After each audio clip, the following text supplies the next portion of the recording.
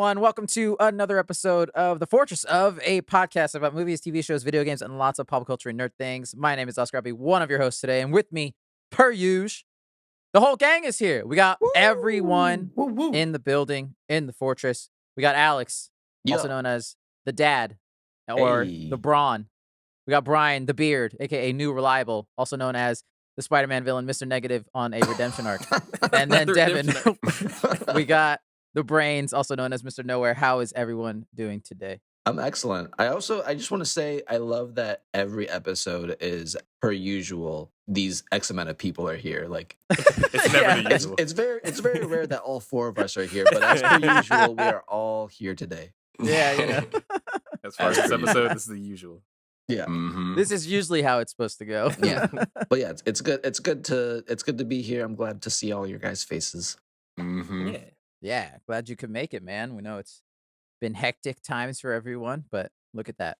We'll see. We'll see. I might have to dip out for a little bit and then come back later, but who knows? Yeah, it's all right. That's all right. With that, guys, should we now hop into our first segment of the week? Let's go. Do it. News talk. First piece of news, some sad news to start out with. Lance Reddick, who many people might know from so many fucking things, maybe not know his face, but definitely know his voice because he was a big video game star. He was in Destiny, still currently was in Destiny up to the day. He's in the Horizon series, and then also live action stuff. You may have seen him in things like The Wire, Fringe, which is a personal favorite of mine, and also the John Wick series, which that we will see him literally in the next few days in John Wick Chapter 4, which is going to be very sad. He passed away at the age of 60, which is way too fucking young, especially nowadays. Apparently of natural causes, which is nuts, to be honest. Like it's so weird. And very sad. And a lot of people have been sad about it. And one thing I would say, I did play Destiny the day this news came out for a second, and without thinking, and I noticed that a shit ton of players were surrounding his character in their game, because there's like a hub in Destiny at one part where all of the different NPCs can gather around. And a lot of people were gathering around his NPC and doing some cool like emotes around him, and it was one of the strangely nice moments in gaming. That's kind of cool. Very far and few between, for sure. People can come together for nice things in games. I wonder if they'll do like some kind of a memorial or something for him, honor him in some kind of way. That'd be nice. I wonder that too. I would be surprised, if they'll do something with this character, maybe. They've definitely done that in video games before when someone has passed away. That's been like a big voice actor or something like that. Yeah, he was in the most recent Netflix Resident Evil. That show is terrible, but he is amazing in that show. And I think it just like really talks to his character as an actor as a whole, because everything he does, it seems like he tries his absolute hardest in. And you can tell he has a lot of fun with what he does. I followed him on Instagram for a while because he just goes about his day and just says and does ridiculous stuff all the time. He always seems so cheery, and I always thought that was really interesting about him. That's why I started following him, because man's goofy as hell.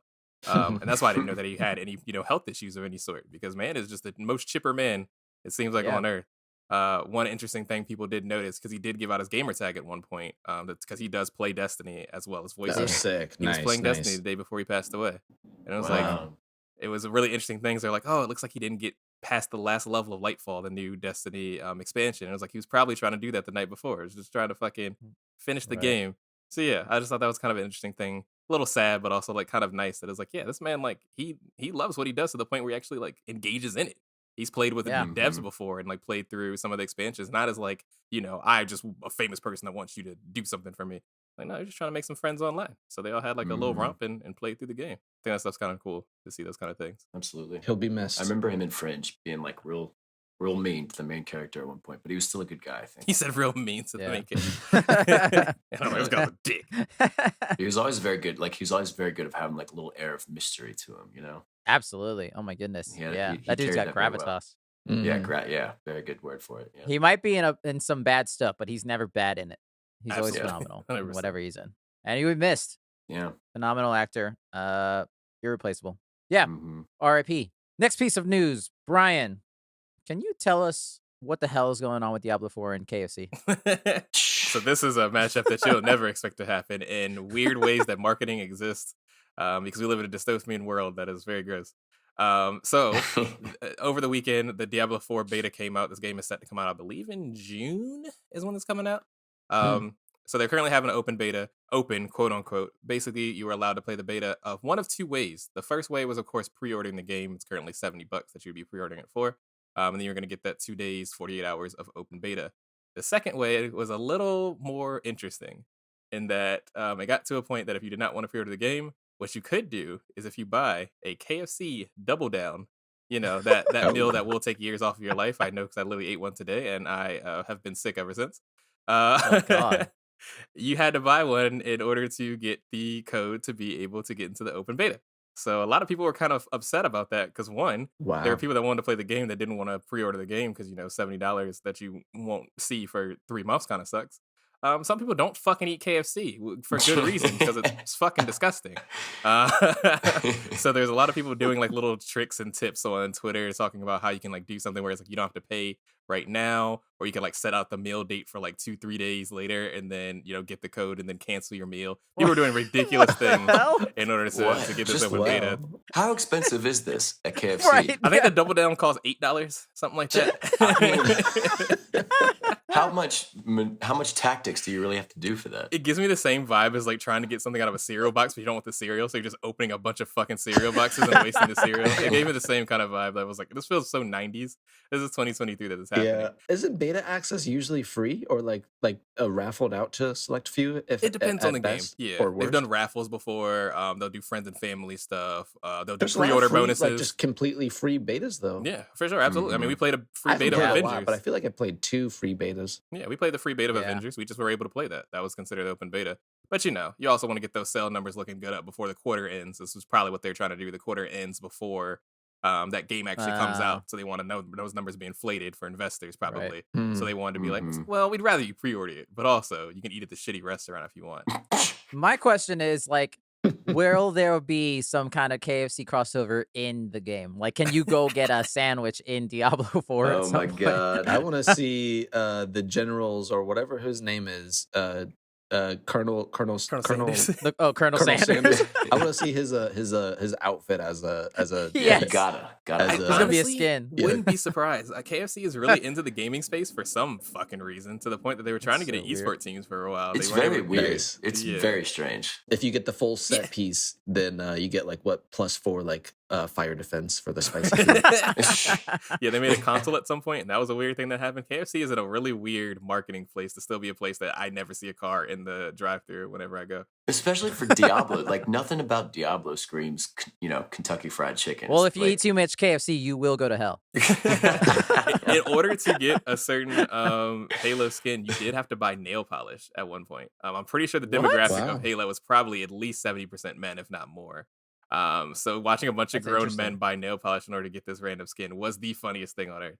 I don't know how this comes about. I don't know what kind of money you get from it, but I've seen this kind of shit before. So I don't know why people got so mad about it, but it was. Who's in the marketing like rooms of these things? Like, you know what we should do? Nail polish, Halo. The crossover you never saw coming. I don't understand what people in suits do every day. It seems like they just do wrong and still make more money than me. Man. Well, we'll see what that goes. There might be fights in a KFC parking lot over a code or some shit. I do hear Diablo 4 is really good. Not. The beta apparently was really fun. I'm still not going to play it day one because it's $70. That's a lot of money. Yeah. No thanks. Hate 2023 gaming. No way. Alrighty. I think that's about our news for the week, guys. We made it again. Shall we now hop into our main topic, guys? Mm-hmm. And by that, I mean goodbye, Alex and Brian. We'll see you guys later. Alex and Brian? I'm here. Or Alex and Devin, excuse me. Fuck. Brian, you can hang out. I'll be back. No, we switched roles for one day. All right, Brian. It's just you and me here. It's time for our main topic of the week. But first, we are trapped in once again another fortress. This is a fortress that I guess it's a fortress that's slowly dying. Universally, it's slowly dying. Yeah, you know what? Let's just get into it. It's kind of light. It's kind of fun. It's kind of tonally interesting. Let's get into it because we're in the fortress of Shazam, Fury of the Gods. A movie subtitle that I probably would have remembered if I didn't just look it up just now. Because who fucking cares? Yeah.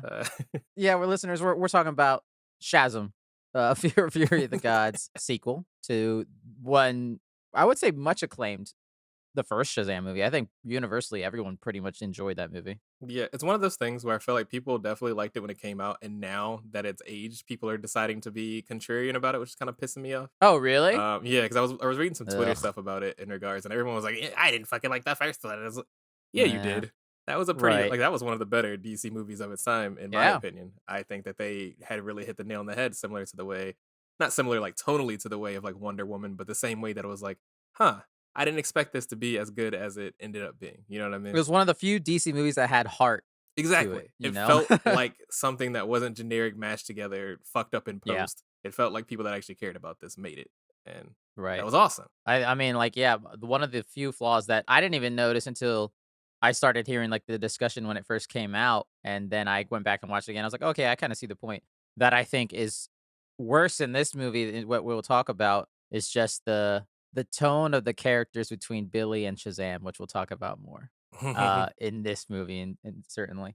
Um, yeah, so I guess non-spoilers real quick. I enjoyed this movie. I came out of it thinking, I mean, granted, we just saw Ant-Man, and I thought this was better than Ant-Man. It was better than Black Adam, which were I guess, the most 2 recent ones. Maybe it was a low bar thing. I'm not sure. Maybe it is just that we know this universe is going away, maybe. Shazam's a character that seems to still be up in the air, but most likely we won't see him for some time. So maybe there's also that where it's just like, whatever, let's just have fun. But I also think that lightness and how it is somewhat distant from the extended DC universe that was what it was helps. But yeah, by the end, I enjoyed this movie. I still probably enjoy the first one more because I think that heart that we were talking about, I think is more it's more well done in the first movie than it is in this movie. I think this movie has a couple flaws with that, but I do think there are parts of this movie that I thoroughly enjoyed, and I had some genuine laughs at times. Yeah, I just thought it was kind of fun. I feel about the same, maybe a little less warm than you do about it. Um, Hmm. I think I got to compare it to Ant-Man just because that's a recent superhero movie that came out that I do think has like a similar or should have a similar vibe, I guess. Knowing Paul Rudd as Right, Ant-Man is definitely, the jokester kind of make a light situation. And then he has the juxtaposition of a really dark character that he's facing in Quantumanium, especially. right. This kind of has a similar vibe where you got, Oh oh, we're yeah, it just some really kids does. just playing around. And then we got darkness incarnate, basically, Yeah, of the villains of this movie. And I think this hits better. I mean, I definitely think that yeah. as far as it goes, like the humor, I think was better. I think I actually laughed more in this than I did in Ant-Man. And Hmm. I just think the pacing was a little bit better. That being said, this movie begins, I think, so well and so thoughtful and adventure heavy, and then they Hmm. crush it in any kind of interesting like thing that could exist to make a generic superhero movie about dark versus light. And I think that Yeah. was really the biggest disservice they could have done to this movie. I don't know what happened in the making of this movie, if something big changed with Black Adam and knowing how Warner Brothers want to change up things, maybe that made this movie go through some rewrites. I wouldn't be surprised if the Rock ruined this movie too. And that's what I was gonna say. That's one of my notes actually. I said The Rock ruined this movie. If it wasn't for The Rock, we would have had a completely different movie that may have been held in a Probably. lot more people's hearts than this, because it is an actually interesting storyline Yeah. of those two characters is now squandered just so you can have some boring ass dark people. Yep. Uh, Yep. which is really what it unfortunately comes down to, with a lot of big A-list actors, great names, being squandered down to whatever this was. So yeah, I hit it with like a solid 7 out of 10. It was fun. I probably won't watch it again anytime soon. Yeah, I don't see myself doing that either. With that, let's hop into spoilers, listeners. So spoilers for this movie from here on out. Let's since we were talking about that darkness, let's talk about the villain slash the legit horrific moments that happen throughout this movie. That I'm just like, this movie is for kids, right? Like, what the fuck? Like DC you were does talking not about care about killing people. That is for damn the sure. opening. They kill all the people in the museum. And it's funny because one of the characters like comedic relief characters. I thought for sure he would live because he's comedy, whatever. They murder that man. He got it the worst. He's the first one to go. They just push him over. Yeah, I thought for sure, because basically what happens is, of course, in the museum they're looking for the giant staff of whatever superpowered darkness. Who fucking cares? It Which doesn't matter. it took me, like, I don't know if it was on purpose in the movie or not, but I completely was like throughout the movie until they obviously said it.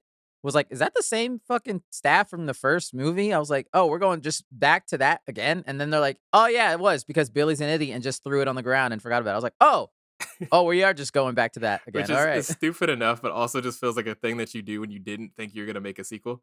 You know what I Right, mean? Where it's right. like, we're just gonna put this one random plot line and just go ahead and make it the main thing of the next Last of Us. Um, yeah, so that was fine. Whatever. It kind of is giving me Wonder Woman 1984 vibes, where it's like, okay, we're back in museums, we're back in this. We're doing Yeah. more of this shit where we have to force a plot line because we don't really know what we want to do with this. And the first one was so good. Right, That hit right. me kind of weird to begin with. And then Yeah. the costume design was cool when the characters walked in and they were looking like Roman soldiers or whatever. And I was like, Yeah. oh, okay, that's cool. I guess Greek. I don't know, whatever. Yeah, Greek, yeah. I mean, one of my biggest critiques on this movie, I would have to say, is probably Lucy Liu. I think she's kinda wasted in this movie, and I don't know if it's her fault or the script's fault. Like, yeah, I agree with you 100% because one of the big things that I think a lot of people do phenomenally in this movie. I do think that if it wasn't for the actors that they had, this movie would be a lot worse. 'Cause Right. there's some great moments. Lucy Liu was not one of the people that I would put in that category when I say that. She felt Yeah. so fucking flat. Yeah. She was probably the most flat character between her and then fucking, what was her, Anthea. Wasn't a Yeah, huge yeah, fan yeah. of her either. I thought she was very boring. But yeah, like I said, maybe that's not their fault. Maybe they just had rough writing to kind of work with and just one-dimensional characters that they were working with. Like, Lucy Liu, like, had no real charisma in this movie. Like, Helen Mirren, I think she commands whatever room she's in. I thought she was fine in what she was doing. She's just kind of being this evil, I don't even know if she had a British accent, I can't remember, accented villain. And then Lucy Liu is also kinda trying to do the same thing, but, like, it just didn't quite work for me. And I wonder if maybe they leaned more into her being, like, the one who's always trying to please, her older sibling Hespera, Helen Mirren's character, and then clearly Hespera is like, "I don't give a shit about you at all," which obviously when you get that heel turn later, but it's like, she just didn't have anything really to do except generic villain dialogue, you know? That heel turn that you're talking about is completely trash for that reason. You're absolutely right. They were definitely wanting to make her the middle child sister that's like, oh, Yeah. I'm just trying to, win the affection and win the hearts of my other sister. Just, I want to be strong. I've never agreed with what you said, and I could be you. I could command better than you. And they played Yeah. with it in maybe 3 lines of that, and then everything else was just like, yeah, I don't know. I don't know what happened with that because that I could don't have been know something either. interesting and worth exploring. 'Cause I'm not gonna lie, when it happened, I was like, "Oh, I was kind of okay with the heel turn in the sense I was like, I didn't see that quite, like, coming like this to the point where she murders her. I mean, Right. Helen Mirren does this thing where she's, like, not dead, but then she is dead, and then she's not dead, and then she's finally dead by the end of this movie. But, like, all of that, so I was like, "Okay, cool." They did leave, like, one surprise because we all went into this seeing that trailer thinking like, "Oh, we see the whole movie. It's done. We know what's gonna happen, yada, yada." So that was a genuine surprise for me a little bit. Even so, even when she was the main villain, all she's doing around is riding on a dragon and not doing anything She has else. no fucking powers. The power of Yeah. whisper thing was used 3 times. Twice it Right. worked. Once it didn't actually it halfway worked, and he says one fucking name, and that was it. So what was the point of that? At least Homegirl was like a fucking mage and can actually do all this other stuff with commanding, and then Anthea could do the thing where she was just She got Doctor Doctor Strange Strange. powers. Yeah, so whatever. And then Homegirl, the one that's supposed to be the main villain in this, and the whole fucking like, oh, the plot twist. She Right. she just has like you said, she just has a dragon. And then what the fuck does the dragon do? Absolutely nothing. The amount of people Yeah. that he really could have murdered that he just doesn't for no fucking Right. reason. There's no plot device for that. He just goes into buildings, screams at everybody, everyone runs away, and then that's about Yeah. it. Yeah, I know the whole fear thing, like, oh, he commands the fear in your heart. Another thing that was Yeah. used twice, and one of the 2 times it didn't even work. So it was like, so Right. then that's when you Right. had the worst plot device. I'm sorry, I gotta go on a rant with this. No, keep going. Keep The going. worst fucking plot device that always makes me mad, we've seen it plenty of times, is my plot device takes away your powers. I got the thing that makes it so you can't beat me Oh. because if we have 2 strong people together, that wouldn't be fun. You don't have to have like there's no fight, I guess. There's no struggle. Right. Because I mean, like, Right. yeah, sometimes Shazam was kind of getting his ass beat, but it was like not really. It would have been a lot closer to Ant-Man had they not done this plot device. Because like in the grand scheme of things, Ant-Man didn't have that strong of a hard time No. in his Yeah. battle. You know what I mean? And I think this movie would have been Yeah. the exact same way. So they had to add that to make it be like, oh, well, we're powerless. Stupid. Right. Hate it. Awful. I want to see Yeah. super people be super. That was the whole point That's of the end of the fair. last movie. Was everyone getting Right. superpowers? And then immediately in the first one, you nerf everybody? Yeah. Dumb. And, like, I get it in the sense that, like, it's still called Shazam, and so they need the final battle to be just Shazam Right. versus the villain and whatnot, so they got to depower everybody. But yeah, no, you're absolutely right. Yeah, when I was watching that, I was like, oh yeah, they're doing this so they can have a 1-on-1, or else it'd be fucking 7-on-1, and she would get her ass beat. And that's what's kind of funny because like I definitely like the way DC does fight scenes outside of this movie, and even some of the fight scenes in this movie, the ones with specifically Helen Mirren, especially, God, where it's like he was throwing that old woman around, dude. That shit's so funny. I think it's so funny. But that was kind of one of the things that actually made Black Adam like worth watching, was like watching two superhero like powered people fight, and it's like actually a fight. It's not two people shooting laser beams at each other. It is an all-out brawl. People are fast, strong, throwing, wrestling moves. That's really cool. That looks cool. I wish Marvel would do more of that, because that looks so fucking cool. Yeah. You don't really get that. You only get it once. That's a good point, yeah. And that was the end of it. And I was like, yeah. That was one of the best parts of Black Adam. And Black Adam fucking sucks. So seeing the Justice Society have to fight him and do the things that they were doing like that. Right. That's the main appeal to that whole movie. So yeah. I just feel like there was a better script somewhere here. Oh yeah, absolutely. I don't doubt that. And I don't even think it's all that bad. I just think it's kind of, they took the lightness of Shazam very much literal, and so everything is there's no real tension in this movie ever. It's a kids movie. Yeah, They exactly. made it very apparent, and I don't know that the first one made it as apparent. I mean, it's still about heart and family and whatever. There's some dark shit in that first movie too, though. Like all of Billy's like tragic abandonment origin story is one of the most heartbreaking things in any DC movie. That moment he goes up to his mom and she tells him like, "Yeah, I left you there on purpose. I didn't want to be a mom." Is heartbreaking. It was Disney level for sure. They were trying to get some tears out of people. Yeah. Yeah, and this one felt a little bit more forced with it, which is like, well, I'm afraid to lose everybody. And I'm like, okay, look, that's since we're right there real quick, that's probably my biggest complaint about this movie, is that they tried to replicate that same heart of the movie like they did in the first one. And in this one, I just feel it fell flat, in the sense that, look, I can let myself enjoy it for the sake of the movie, but like looking upon it, it's like the whole plot of him not saying "I love you, mom" to Rosa, his foster mom, and she's like all sad about it, and he's like, "It'll happen," and then he just says it. Like it happens. There's one scene that acknowledges it at the very beginning of the movie, and then at the end he just says it for nothing happens in between there whatsoever. Right. And it's like, I get what you're trying to do. It's just you didn't put enough work into it. That's where everything is. I think that every single plot point in this just doesn't have enough time to bake, or they like forgot to bake it. Right. It was like, draw a circle, then draw the rest of the fucking penguin, and it was like, we didn't get any steps in between. Because I think the same thing. I think this is very much a story about Freddy. This is a Freddy story about his kind of coming of age and becoming his own person, and not just the sidekick to Billy. That's a big thing. His relationship with Anne was supposed to be a big part of the movie. Doesn't really bake. He hangs out with her for 20 minutes, and the next thing you know, we're in a bad shit. We already had the twist. Already got the first twist in the movie with her being one of the sisters. It's not two sisters. It's three. Oh, shit. I didn't even have time to even like her yet. You know what I mean? She said maybe 8 words to him. They went on top of the roof. Next thing we know, she's evil. Which is incredibly dangerous, them hanging out, just dangling their feet over that roof. I'm like, what are y'all doing? Y'all gonna die. My man's a little paraplegic, so if something did happen, he slipped. A gust of wind is gonna knock both of them over. You see them, they're both like 8 pounds. So yeah, that was annoying. And then we have, of course, the sister situation where it's like, oh, I'm the middle sister. I don't get anything. That got no time to bake. And then you got Billy's thing. No time to bake. There were so many things that could have been explored. The room of fucking doors. Yeah. That was cool. I want to see more of that. Yeah. Nothing. Absolutely nothing.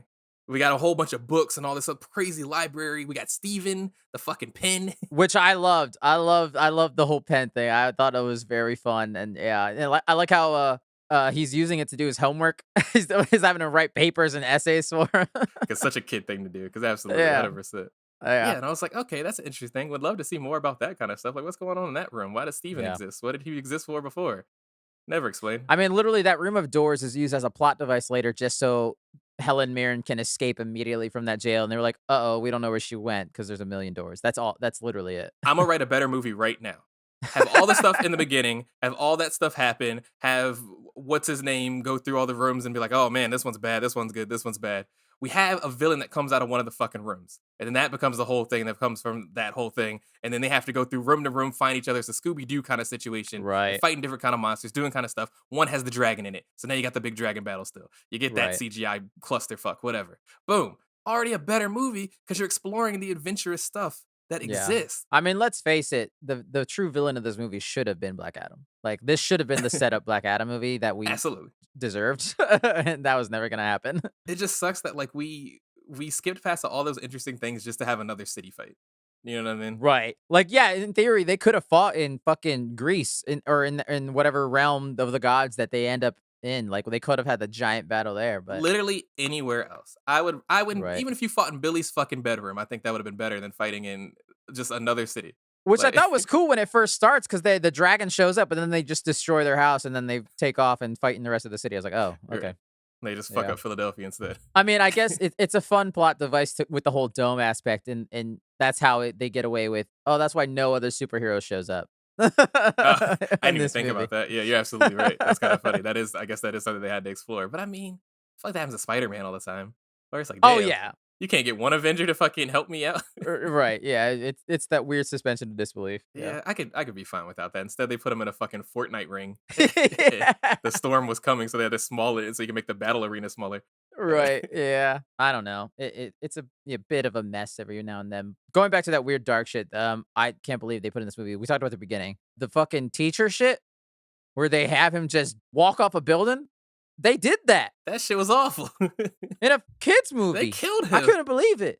Yeah, that was rough. That dude is played by Diedrich Bader, who has been the voice of Batman in a bunch of shit, which is pretty cool. Oh, that's really fucking random. Batman's dead. Nah. Yeah, I mean, when it comes to the villains more, I liked that compared to the first one, because I think one of my complaints about that first movie was just the generic demons, how they had those.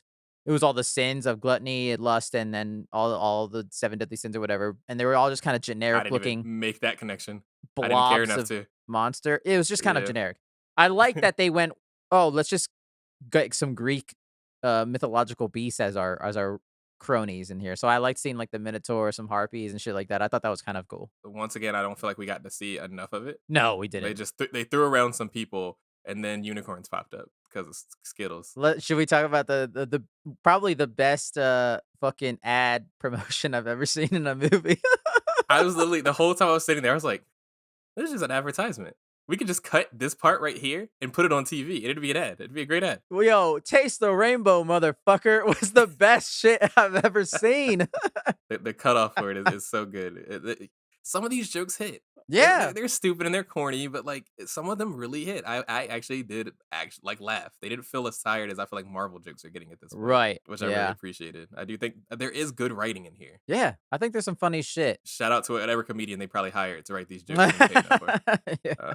Let's talk about Billy and, you know, his whole sacrifice. This is kind of another dark moment that I didn't see coming. They fucking kill Billy. At the end I wanted this. I wanted this. I wanted this. I wanted this. I thought that was such a good way to. I think it just would have been such a. And I know that it's a kids movie. They can't That's what do I have it. to keep reminding myself, so they can't actually do it. But that was good. That was a moment that I was actually legitimately shocked. I was like, "Oh shit, are they really gonna do it? I couldn't believe They're it. gonna kill Shazam in his own fucking movie." I don't know the comics of Shazam. I ain't never fucking read this shit. Right. So I was excited. I was like, okay, we got something real, something to like really take away from. And now it's like, oh, well, now maybe Freddy has to take up the mantle, something like that. Mm-hmm. That motherfucker ain't dead. No, he's not. But I will not lie. I was genuinely shocked as well. But then it came with the fucking game-ending cameo that I did not see coming from miles away. I couldn't believe it. I can't believe they got Wonder Woman in this shit, dude. They didn't reference it 28,000 times throughout the actual movie where he literally had dreams about her. I couldn't believe it. Because we had heard like there was a bunch of people talking about how like be careful before the movie came out, listeners. The cameo had been in a trailer for some dumb reason, so everyone was like, "Watch out, it's out there." I was lucky enough I didn't get it spoiled, and so when she shows up in that first scene in his weird dream, and it's obviously not her, I was like, that better not be it. I'm gonna be fucking pissed if that's it. I love that joke. Where they won't show the superhero's face. I loved it less when they used it for another plot device with the actual wizard or whatever. That's fine. You didn't like the wizard's head on her body? It was kind of funny, but it didn't really hit me. I feel like we've seen it before. I was like, Yeah. whatever. Oh, It was yeah. kind of stupid. Yeah. But I do just love the thing where like, because they did the same thing at the end of the first movie with Superman, where they're like, oh, they're never actually gonna show his face, so Exactly. it's just some fucking guy. Yeah. I don't know. I just think it's a funny joke that they could have kept going. I thought so too, but I think that's what added to my shock value when she actually showed up at the end. I was like, oh my God, what the fuck? But then it was another one of the things where it's like, this is the worst plot device ever. I mean, to yeah. make her show up. She just it literally says on the Wikipedia page, Diana randomly shows up for some shit like that. Like, yeah. I will say that I think I like this one more than the Superman one and Black Adam. One, I already knew about Superman, so it was spoiled for me, so I didn't have any. I knew. But two, she's actually integral to the plot of this movie. She brings him back to life. A little too integral to the plot. Maybe, yeah. To be someone that literally never showed up beforehand. I was like, oh, by the way, isn't she a goddess? I am, bitch. Kapow. I mean, yeah. I mean, look, it makes sense considering, like, yeah, she comes from that same mythological world, so she would be the one that to know all these kinds of things. So it worked for me. I know that it's totally cheap and kind of corny, and they play up as a laugh when Zachary Levi wakes up and he's like, "I was only dead for like 2 minutes, and y'all buried me that quick." I feel like I've heard that joke before, but I thought that was pretty funny. Yeah, and that's another thing too, that I can allow it to be light. You know what I mean? Yeah. It's fine. But I did just really like the idea of like, I mean, like we talked about, this movie might not get another sequel or anything else to come from it. Black Adam kind of ruined any kind of idea of this. So I know they said that they'll still play around with keeping Shazam, but what are you going to do with Shazam without his main villain? So if they just killed him, I think that'd have been great. I want to see some more dark endings. Yeah, that would have been kind of nuts, especially when they show the image of this supposed to be 17-year-old kid dead on the ground. Like that really hit me. That's like some Spider-Man Peter Parker dying type of shit. It's like, I wasn't ready for that. I was fine with seeing Zachary Levi die on the street, but not this kid. I think a lot of people would probably be okay with Zachary Levi dying from what I hear. People do not love his Shazam is what I'm hearing. And look, okay, let's talk about that real quick. That is my other flaw of this movie, in the sense that Shazam and Billy are two completely different people. They do not feel. It does not feel like a kid talking through an older man's body. No, it feels very much like an older man trying to be cool and corny and funny. It gives me really old Disney Channel movie vibes. Where it's a little like, bit. This is what you think what an adult, like what a teenager trying to be an adult would sound like, and it's like, no, it doesn't work for me. Everyone else works well. I think everyone else does a great job in this movie. Yeah. Except for Zachary Levi's kid. All of the other Shazam family does a great job of imbuing their kid personas as the adult versions, except for Zachary Levi. And it's kind of a flaw in the first movie as well, but I think they did just enough that you can kind of buy into it. But with this one, especially what hits me is the I love you mom scene before he takes off. He says, "I love you, mom," and he's got a tear running down his eye, and she wipes it off. And then he says Shazam, and it's Zachary Levi with the biggest grin on his face. He gives him a wink, and he takes off. I was like, you were not on set the same days. Like, you guys were not in the same movie at times. It's just tonally weird, and it's like, Shazam's a bigger child than Billy is. And that shouldn't 100%. be how it goes. Yeah, I do struggle with it, because that was a big thing. It's like, they don't even tell the same kind of jokes. You know what I mean? No. Like, these aren't even jokes that Billy would tell, that Shazam ends up telling. And then I'm just like, I don't think he would act like this if he was fighting for his family and stuff. You know what I mean? He turns into Sonic the Hedgehog almost. Where he's like, we're real cool. Let's go. Kinda, yeah. It's weird because it's almost like him and Freddy are the same person. Right. You know what I mean? It's like that should be Freddy's being Shazam, but it's really odd. It's a weird choice, and you'd think they would have learned from the first one, but they just doubled down and didn't. And I get it. Look, Zachary Levi's funny throughout this movie for the most part, but there are times where I'm just like, you're just not Billy. You're not Billy Batson. There were times that I was also like, please shut the fuck up. He went pretty Deadpool with this movie. He did. He reminds me of like a video game with the protagonist, like kind of like Nathan Drake, that just doesn't shut the fuck up. Yeah. Where it's like, sometimes you just kind of want them to shut up. Yeah. That's how I felt with him, where it's like, okay, man, everything doesn't have to have a quip at the end of it. Sometimes you're just fighting for your life. Yeah, absolutely. Let's be honest, there's not a lot of Billy in this movie. Nope. It is very much a Freddy movie, which I think that was an interesting take. Yeah. That I do appreciate, because I do think the actor that plays Freddy does a phenomenal job. He does. I think he really sold. I really felt for him just as a kid trying to get by and trying to just stop being in. And that's another thing. I think they were supposed to be at some version of this movie that like analogy where it's like, okay, Billy's the second in command not Billy. Freddy's the second in command to Billy, the same way that Lucy Liu is second in command to Helen Mirren. Well, right. That was supposed to meet Exactly. But it didn't do it. No, they didn't. They didn't. They missed. Yeah. It's like another thing that would have been interesting. Telling two stories on two different sides feels good. I mean, I guess they kind of try to do it with Anthea more, but she didn't have that same issue that he has. Lucy Liu was the one that had the same issue that he had. Right. What happened?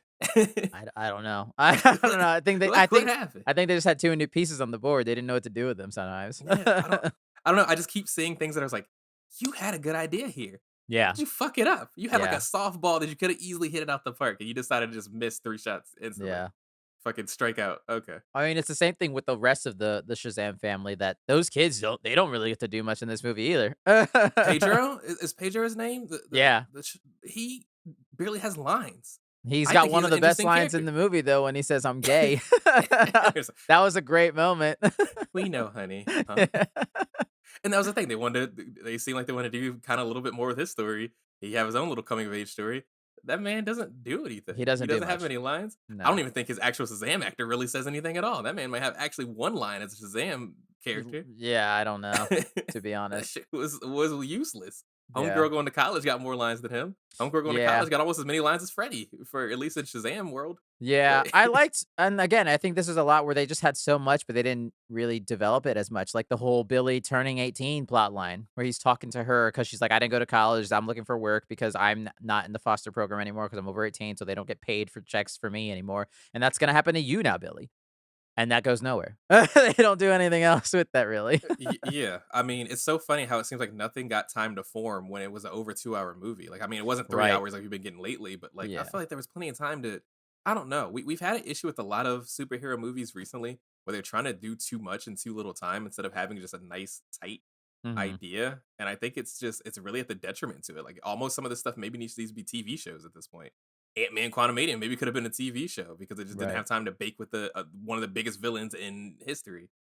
This isn't the same. These villains ultimately don't matter in the end, but it still just is like, you wanted to do something here. Why didn't you? Yeah.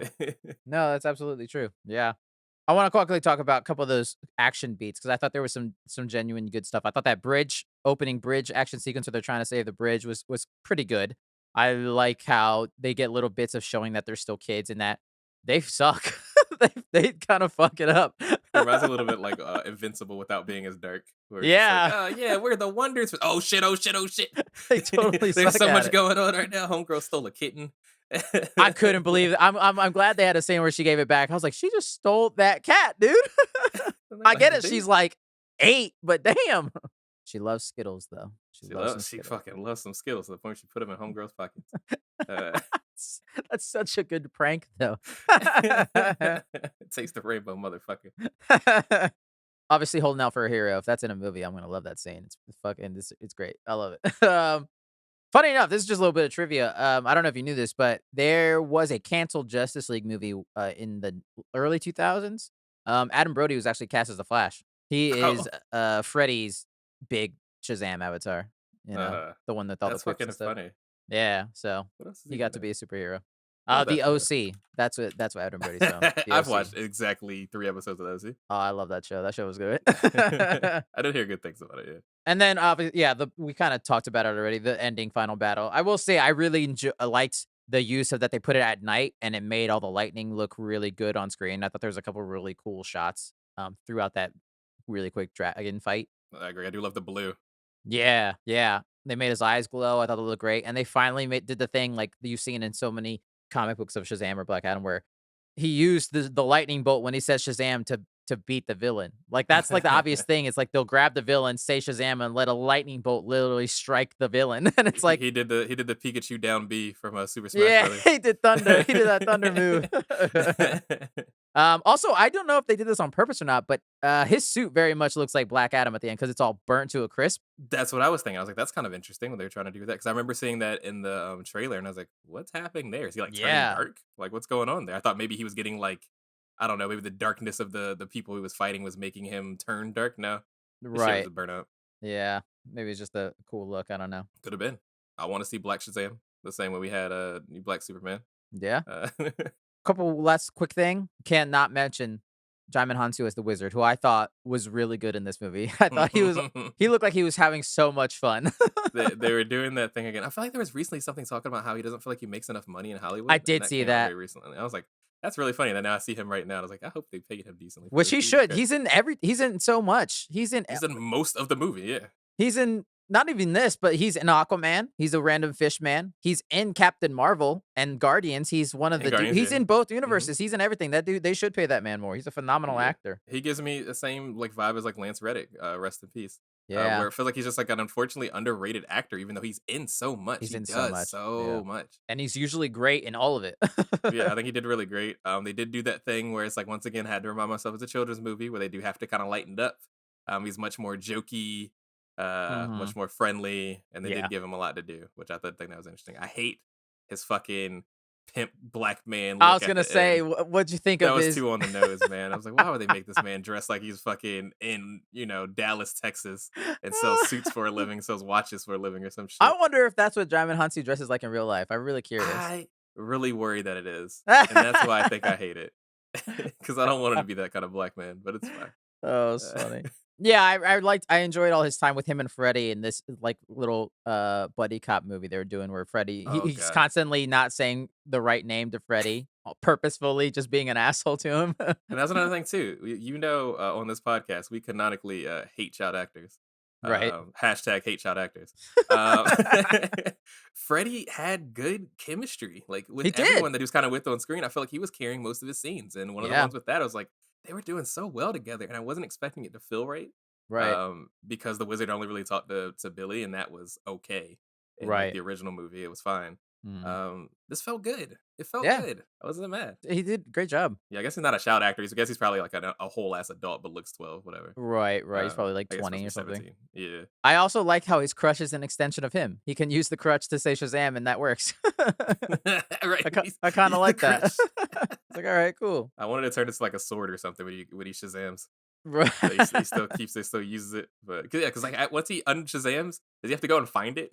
Like, yeah, where does it go? I don't really know how that works. So some weird, some ancient magic, whatever. Oh, of course, yeah. And then a couple little quick fun bits. They obviously have a big mention of Fast and Furious, so those movies exist.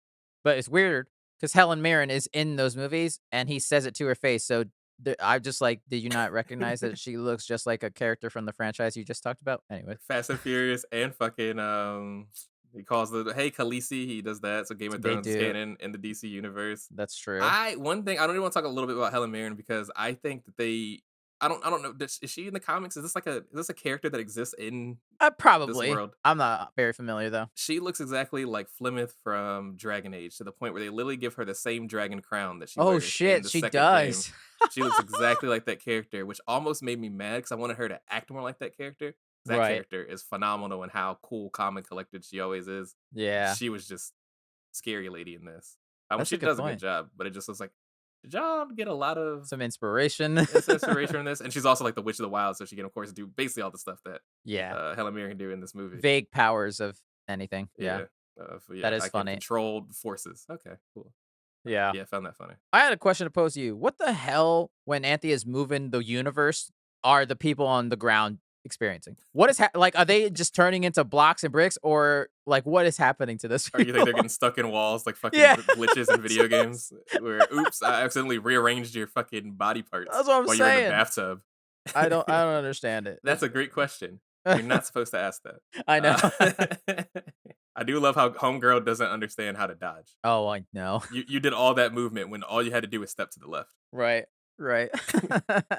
My second question is, how much do you think Wolf Blitzer gets paid to be in any of these movies? He's just just to read some 3-line news article, fake news article in this universe. It's always so fun. Probably too much compared to what I make. Right. And then one last thing, at least before we hop into the mid-credit, post-credit stuff. There is a brief cameo from a man named Michael Gray. He played the original Billy Batson in this very old Shazam, not Captain Marvel, Shazam TV show that they ran in the 70s. I want to say. Oh shit. He's the guy who literally, when the Shazam shows up on the ground and there's that crowd of people who are like giving him names because they're asking what his name is. He's the one in the red and the yellow shirt that says Captain Marvel, because obviously in the comics he goes by Captain Marvel, but then that's funny. Marvel has their own Captain Marvel, so they can't call it Shazam Captain Marvel now. But yeah, so I was like, oh, that's kind of a fun little cameo they chucked in there. I was surprised they were able to get away with saying Captain Marvel. And let's quickly hop into the other scene. They say Avengers in this movie, which I was like, oh, how'd y'all get around that? They was really on the nose. Yeah, so that mid-credit scene now, it's same two people from Peacemaker and the Suicide Squad. It looks like they're recruiting Shazam not into the Justice League, but to the Justice Society. The Justice Society, which were the people from Black Adam, obviously Hawkman and Dr. Fate and all of them. How much do you think this is actually going to go anywhere? It's not, and that's why I hate it. It's not. It's not going to go fucking anywhere. Because that would have been a great way to maybe try again to lead up to a fucking Black Adam and Shazam meeting. Yep. And then instead, I guess that was part of the joke, was the fact that they were like, ah, ha, ha, yeah, the Justice Society, that's something that we're going to do. Right. And then they got mad at him because he was being too stupid, so she literally left. She said, fuck it. So I guess he's not in the Justice Society. And too horny for Wonder Woman as well. And he was so confused. He's like, why are they so bad about this? Right. Apparently it wasn't supposed to be those two originally. Apparently they wanted to have like the Justice Society members coming up to him, so maybe like a Hawkman or something. Could have been cool. Could have been cool. You know what would have been cooler? Black Adam, but that ain't gonna fucking happen. I hate you, Rock. You ruined a whole franchise by yourself because you want to swing your dick around. Yeah, pretty much. And then post credit, it is I was surprised by this. It is Mark Strong, the villain from the first movie, basically recreating the same post credits from the first movie, where he's in jail. And he talks to the bug, Mr. Mind, who's the super intelligent caterpillar. And he's just like, I've been in here for 2 years. And then he's like, all right, well, I forgot something, so I'll see you later. He just slowly leaves. And it's like, that's also not going anywhere. So weird. Yeah, I want to care about it. And I mean, that's one of the downfalls of this movie, is it's like, even if, like, what's so funny about Zack Snyder's Justice League cut, and how much it added that got people excited for things that we obviously not going to come out. Right. I know. Like they're trying to do the same thing with this, and it's not good. It's nothing. It's a nothing sandwich. It's kind of a bummer. At the end of the day, yeah, this is nothing. Yeah, that's cool. Diana's here. Okay. No, the only God left. Oh, okay. Look, if that's the last time we see Gal Gadot as Wonder Woman, I think it's a decent send off. I think it's better than Superman's in Black Adam. This is very true. The same amount of people are probably going to watch this that watches Black Adam, maybe less, which is crazy. The Rock, I mean, I guess The Rock does command a good audience. He does. And also, I think there was so much marketing behind Black Adam, whereas this, nothing really, from what I can remember. There's not a lot. And that's another interesting thing. It's like, I always wonder if maybe it's one of those things, maybe you get some kind of insurance money or something like that, but it seems like sometimes movies are put out to flop on purpose. And I don't really understand the logistics behind that, on why it's like you always want your movie to do well. I mean, you spent years making it, whether it sucks or not, and you know we're going to scrap this. Why not? I mean, I guess marketing is expensive, but you have the money, you have the funds, you have the places to put this. No one knew. The only reason I knew about this movie is because we talk about stuff like this. Right. I probably wouldn't have sought it out or known that it was coming out as soon as it was. Mm-hmm. What the fuck? And the trailer sucked. Trailer was bad. Yeah, I thought the first trailer was fine. That second trailer, it was not very good. That was one of the big things. I was like, I don't think I'm going to like this movie just only because the trailer was bad. I think it was better than the trailer. I think so too. Obviously, I had a lot of criticism about it, but I just still think it was a fun movie. That trailer did not make it look like it was fun at all. No, and I definitely don't think it's as bad as a lot of critics are saying it is. I think because now it's doing pretty bad. Yeah, it's polling at a 52%. Damn. Which Ant-Man was not doing that much better than that. No, it might have been doing worse than that, to be honest. I think Ant-Man was in the 40s. But then it has an audience score of 87, so people are enjoying it. Right. Or they might just be, being dicks and trying to offset it to make the maybe to make the people that are reviewing it look worse. Yeah, 47% for Ant-Man. Yeah, which also has an 83% audience score, which I don't think it deserves that. I think that movie is not good. Happy medium between those two somewhere. Yeah. I still sit. I know I shit on this movie for 45 minutes just now, but I do think 7 out of 10 feels good to me. And the fact that I had fun with it. I wasn't bored. I was just annoyed that it just got so generic when they had good stuff on the table there. I think that's my biggest thing. Is I think it was a fine movie. I think it could have been a much better movie. Which is crazy. There's a dragon in this movie. Right. So you thought it would be fucking sick. I really didn't care about the dragon at all. I almost hated that the dragon existed. It kind of made me mad that he was there. It was It's a bit odd. Well, that's just one more step towards the end of this Snyderverse, I would imagine. And then we get The Flash, which, man, The Flash is apparently so good that Tom Cruise left his house and called the fucking director immediately. I know. I keep hearing about how good this shit is, and I'm so afraid that it's gonna be so bad because of that. Or if we're really just so worried that the PR is so bad that this movie won't do well, that we're trying to make fake buzz about it. I don't know. That's kind of nuts. I'm excited. I can't believe it. This is kind of crazy. I'm ready to fucking see it. If anything happens and this movie still doesn't come out, we still don't see it, I'm gonna be pissed. Yeah. It should be interesting though. All right. I think that's pretty much it. I don't know. You have any final thoughts on Shazam, Brian? Please see it, guys. We might not get any more movies. It's true. Yeah, check it out because I honestly don't think it's as bad as people are saying. But yeah, I think it's a fun movie to go if you especially got some kids. Go see it with your kids. It makes you love your family. And also talk to them afterwards because there's some traumatic shit. Absolutely, 100%. The foster system's pretty rough. Yeah. All right. That was a lot of fun. Hey, look, there's a couple more people showing up. What's up, guys? Shall we now hop into our final segment of the week? Let's do it. All right, here we are. Final segment of the week. Welcome back, Alex and Devin. Hello again. We're here. This week we're in free for all again, listeners. Title pending. This is a segment we kind of do whatever we want, typically per usual every week. Recommend something, talk about our day, talk about our life. This time around, though, because we did not get to hear Alex's opinions and thoughts on the HBO series The Last of Us last week. I missed it, yeah. And he has been dying to talk about these things because he is also a fan of the game as well as keeping up with this show. Big fan. So we wanted to use this time in our free-for-all to just let's talk about more Last of Us. Because why not? We can always talk about more Last of Us. I could talk about this show and game and franchise as a whole every day and never get sick of it. Real quick, spoilers, everyone, listeners, for The Last of Us Season 1, obviously, and the first game. Nothing in the future, nothing Part 2, the game, or any Season 2 or anything like that. So just be aware. This was really fun to watch because I feel like I'm so busy lately with, the baby. I haven't really been able to catch watching a show live in years, it seems like, even though my kid's not even a year old. but I watched this live. I watched it Sunday night, sometimes Monday, since the first episode, and it was really fun to catch with the rest of the world for once. Unfortunately, I didn't get to catch any of the conversations with you guys, but yeah, it was an absolute delight to just dive into again. I haven't played the original game in several years, so it was some of the stuff felt like a little bit fresh and like, oh yeah, this is what's gonna happen next. I'm like, oh, this is exciting. I forgot that this is about to happen soon. But, of course, I remembered all the story beats, but it was just so cool to see it being retold. And I remember I had a lot of discussions with you guys earlier about the show before we had seen anything.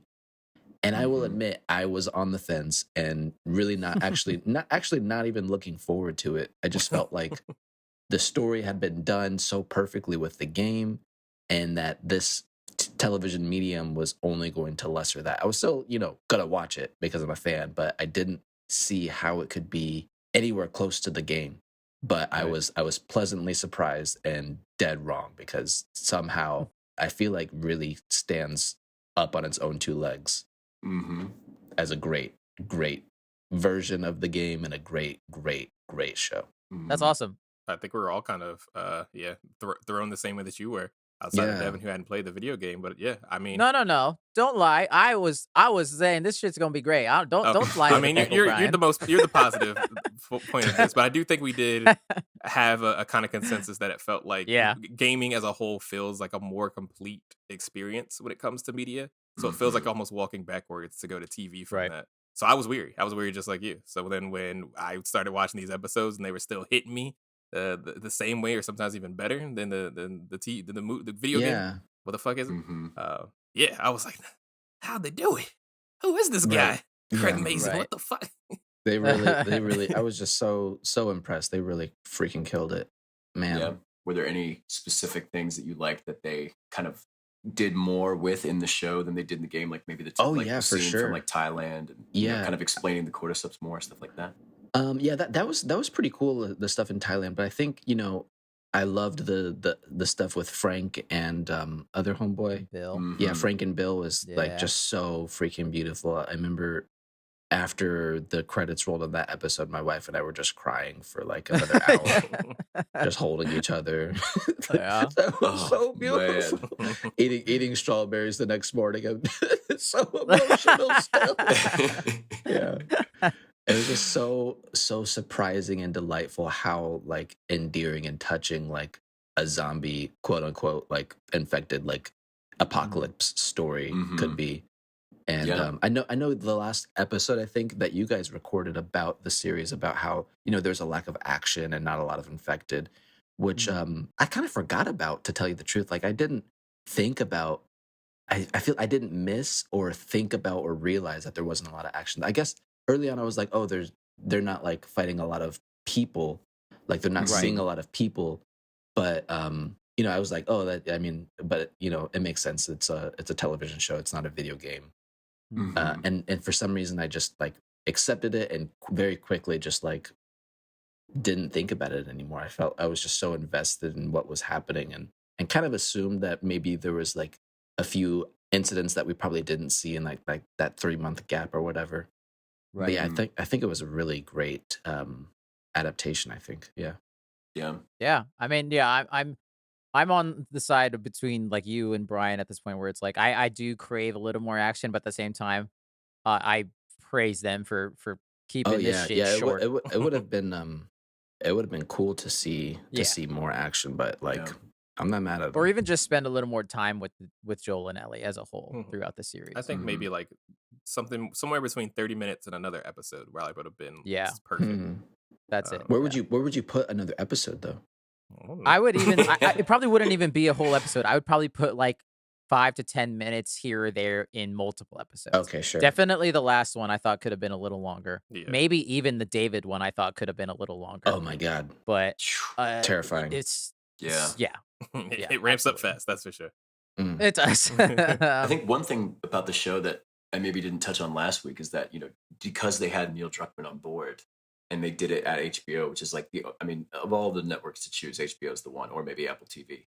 Yeah. But well, don't shit on Amazon. Outside of Rings of Power, they've been doing their thing. People love The Boys. Come on. But because Neil Druckmann had, like, I think he said in several of those after episode things like, like this was an idea I had for the game, and then they could actually do it in the show. Right. Like, so he's been kind of chewing on all these like story things that he had kind of milling in his mind. Yeah, that's pretty for cool. a decade, and then they could actually like flesh out some of the things for the show. So I think that's cool for the game fans. Yeah, it's crazy what happens when the creative director actually still exists 10 years later, unlike Halo. But I also think that that's funny enough. I think probably all of, at least me, Alex, and Brian, the ones who played the game, are probably all in agreement that some of our favorite moments from the show are stuff that's not in the game. Yeah. It's the Bill and Frank stuff. It's the Anna, Ellie's mom opening stuff. It's just more of Troy Baker's character in the game. It's like stuff like that that's not in the game, which is why I said like last week, I wish I could be in a different universe seeing this show like Devin does, like without having any knowledge of it. That does sound pretty cool. Like, it's such an amazing story, and to be able to experience that for the first time in like a more encapsulated environment sounds really really wonderful. But I still think the game is like the ultimate version of, obviously, like there's so many moments that like where you're just like really feeling it. Like I think Brian mentions like you're making these choices. You are Joel. Like you are choosing to kill for Ellie because that's your girl. You know how many jokes she's told me over 13 hours? I'm gonna protect this. Alex, that leads me to a question: is what side are you with the debate of the climax of the story? Ooh, give us the dad POV. Was it different before you had Cleo? Nope, nothing has changed. If anything, it's just even more so. Bang bang, kill them all. Nope, that's a wrap. No hesitation. I love it. I watched an IGN video today that also made me more towards Joel's side on this too, because they had like a scientist explain like of how like cordyceps works. And they're like, there's no reason you would kill your only living subject immediately. Like, there's no reason. Like, the fireflies are ass, dude. They don't know what they're doing. Fuck them. They're stupid. I might try a little bit harder to negotiate on Joel's part, like when he was in the room with Marlene, be like Like she doesn't need to die. Like we can figure this shit out. Like that's a terrible maybe idea. take some blood samples first. Joel's stupid brute, man. He doesn't know any of those things. He doesn't know this. That's what I'm saying. Yeah. I would try a tiny bit harder to make sure that like you try another, like think about another opportunity. But I would have that. I would have my finger on the trigger, while I'm negotiating. Like if I catch an inkling of them, like, oh yeah, we'll try, and they're like, not looking at me in the eye. They're making eyes at other people. No. They're fucking lying to me. Bang bang. Alex is flinging those Molotovs all throughout the fire. I got the lighter on deck. It's already lit. That's so funny. Yeah. The further away I get from it, the more I'm on his side, because like I have no confidence that they know what they're doing. I think that's purposeful. I think that's what creates conversations like this, is that open-endedness and that vagueness throughout that, primarily that third section of this game, and the choices that are made by various characters are why we still 10 years later we're still having this conversation about the ending. And that's why I'll always be on the side that they should have never made a second game. I'm really curious to see where they go next, because they said, I think I've seen headlines that it's going to be much different from the game in season 2. We will not spoil that for and they might split it up. There was like things that like reviewers and people were saying like this season as it was coming out was so different than the game, but it's not that different. It's the same. It's the same story. There's just a little bit more information and background on certain things and characters, but it's not really changing anything. Yeah, no spoilers. But if anything, I think they probably will change the way the story is told, because they did do I think the format. Yeah, they did do a very ballsy thing. That I think plays off really well. But I'm not sure if you can get TV fans into that. You know what I mean? That's a long time. I mean, they could try to do this. They could try to be just as ballsy for TV. It would be nuts. It'd be nuts. Because one thing, I played this game in like a few days, whereas you got to wait multiple weeks to see these episodes. You know what I mean? Like, that's tough. And potentially years. Yeah, that's I could see them like switching the format up. You know what I mean? Right. For 1 or 2 episodes, and then coming back into like the normal flow of things. But I love us trying to talk around this with Devin here. Well, I mean, do you want me to? I can go. No, you're good. No spoilers. No spoilers. Interesting. I'm very curious to now see how the game did it. I'm super excited to see it. Yeah, me too. I just want to see who they cast in some of these roles. Yeah, that's gonna be the fun. Yeah, it's gonna be interesting, man. Yeah. This is a question I wanted to ask us last week that I forgot to, but this could be fun now. This is to everyone. Do we now say this is the greatest video game adaptation of all time? Yeah. Is there anything that comes close to it? Alex is just no hesitation every single time. I love it. I'm with you. I'm with you on the. I'm with you as well. I mean, maybe the Mario Bros. Movie that's about to come out, but I don't think that's going to be Mario better. Warfare. Mario Warfare. That is old. I don't know what that is. Jesus, that is so old. I'm just trying to. I'm suddenly blanking. What else is there though? I mean, look. So the big headers are Mortal Kombat, OG Mortal Kombat. That's nostalgia. Sure. Detective Pikachu, I think, is up there. Sonic 2, I think, is up there. It's up there, but it's not up here. It's up there, but not. It's not here. It's not here. It's not. No, I don't think any of them are close to Last of Us personally. Yeah. But I also think that much like when Mario comes out, that could be the next one. But I also think even that one will have a slight asterisk. Where I think Last of Us has an asterisk because it's a TV show. We still don't have a live action movie that is the Dark Knight of video game adaptation. Yeah. And Mario will have the asterisk of that is animated. Yeah, it's not from a rated M game. Like, this is very much for adults, like deep stuff. And also, I don't know. It's not like Mario's based on a story. What is the story to Mario? Save the princess. Beat Bowser. Yeah. Listen, Resident Evil on Netflix was 10 out of 10. I know what you're talking about. Oh, true. Okay. Was it really? Absolutely not. That show's fucking atrocious. Oh. Gotcha. Yeah, maybe it is the greatest video game adaptation of all time. I think it is, and arguably like easily one of the best, if not the best video game of all time, and definitely our generation. Ooh, that's ballsy to say right there. I mean, it's my number one. That's another debate. Tell me that this game when it came out didn't change every other game that came out. Oh yeah, for the next decade. There's some strong and still criticism, so that's a conversation we can have for. I like. It's one of my favorite games of all time, for sure. Like, it's definitely in my list. Yeah, I think just factually, like unbiased, I think it is just a masterpiece. Like it's just so well done and well crafted. It's one of those games that I feel like you can show to someone when you want to remind them that like how serious this media could be, like this medium can be taken. Can be. The games are also art. Yeah. Yeah, that games are art, exactly. Because I still feel like there's still a weird This community. is the pinnacle. This is when people first made Pong, they had no idea that this would be a video. This would be the future. We're gonna be breaking people's hearts in 30 years.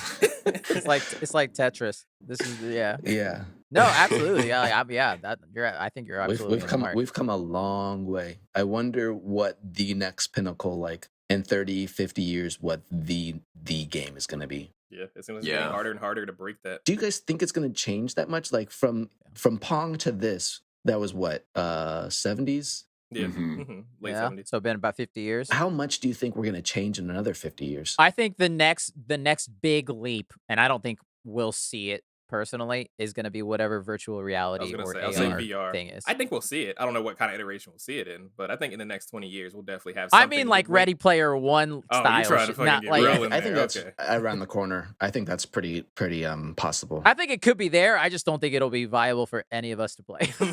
no time soon. Yeah. But I think in the next 20 years we'd probably have really good VR technology and good VR games. Yeah. Ready Player One stuff. Yeah, maybe that's a little science fiction-y further 50 years further down. I don't know, man. I low-key, I read this article about how they're using AI in video games. AI to an extent has always been in video games, like with the bots and like computers or whatever, but they're taking like the AI that is now, like the AI that is searching and scrubbing the web and has this deep knowledge of all text and art and can simulate human thought, and they're putting that aspect into games. They're trying to, and I'm like, what does that even mean? Look, let's face it. The reason I'm saying we're not going to see it in our lifetime is because we'll all be dead, because that is how Terminator starts. That's what I'm saying. That's what's going to happen. I hope that video games do not play into the end of the world, but I'm kind of thinking like they might. Wouldn't that be some shit? That would be some bullshit. Man, Fox News would be all over that shit. They always said that it makes people angry and kills people. Now it literally does. How cool would that be, though? Is it like a game where you like fight against like an AI or something over the course of a whole story, but everybody would fight it, like the AI would like adapt to how you play, and everybody would have different experience. Okay, Devin took a turn that I was like, where's he going? Like, wouldn't it be cool if your video game kills you? No, the fuck. I feel like 50, 100 years, the biggest thing is going to be artificial intelligence modifying and adapting and like modding games and making them better, bigger, crazier, wilder, more involved and expansive and demanding so much more of your time and everything. Yeah, boy. That'd be I think Ready Player One's coming. This made me existential. But it's gonna be made by a computer. But that's a whole different conversation, because I think we could probably make a whole podcast on just this. Right. Well, yeah, because the Last of Us is beautiful because that'll be the real Last of Us. But it's just like a really, really beautiful story, right? So it just proves that you can tell a beautiful story through. Like, it's probably one of the, if not the best, one of the best story games of all time. For sure. Yes. Yeah, we got to keep the humans involved, because if not, then what's the point? Yeah. What's the point, guys? Got to craft a good story. And it also shows the importance of storytelling in games, for games that don't care about having campaigns or just don't really give a shit about their stories. Like, if you Rocket League, put some effort there, it makes people care. Are you hearing that? Are we live still? Are we taping this? We're gonna play this back for you later, Devin. Devin, you only play FIFA and Rocket League. What are you talking about? That's the story of football, baby. The beautiful story of football. The original story. The story never ends. There's always more. Very nice. Hey, Ted Lasso's back, so I guess Devin's just recreating that. FIFA. There we go. Literally gonna play Rocket League after this. All right. Alex, do you have any last final thoughts on The Last of Us? I know we kind of tangented there, but no, that's great. Yeah. Can't wait for season 2. I'm probably gonna replay one of the 2 games soon here. It does make me want to play 2 again now, since it's been a while. Yeah. I'm jazzed. Yeah, I'm trying to hold off, but yeah. All right, listeners, that is our show. Thank you for joining us. You can email us at thefortressof@gmail.com, Fourtress spelled F-O-U-R. Feel free to email us any questions, feedback, or recommendations about stuff that you want us to talk about in the future, anything like that. Follow us on Twitter, Instagram, and the YouTube channel at The Fourtress of. Tell your friends, tell your family, tell your grandma, tell your cat. Remember the 3 R's. RRR, like that awesome movie that none of us have seen yet. rate, review, and recommend the show to people. Thank you, Jackie, for helping edit the podcast every week. Thank you, Brian, for the art. Thank you, Alex, for the music. And Devin, thank you for being here, even when you're not here. You can find Brian on Instagram at ITZ_ by the way. Alex at Peterson Films, and Devin rocking a weird, funny mustache and calling himself Ted Lasso and FIFA. Also, happy birthday, Brian. Belated birthday. Oh, yes. Happy birthday. Appreciate that. Another year older. I love being 43. Wait a second. We're not in the fun ages anymore. Hold on. Next week, listeners, maybe some Mando mid-season stuff. Maybe we'll talk about the first 4 episodes or something. Maybe some John Wick. Who knows? It's all up in the air. Either way, we'll be enjoying ourselves here. So remember, happy holidays, and put a code on this code out there. We'll do whichever one gets the most comments on our posts. We will do that one. Sure. All right. Devin's making promises none of us will keep. All right, listeners. We'll see you here next week in another episode in the Fortress of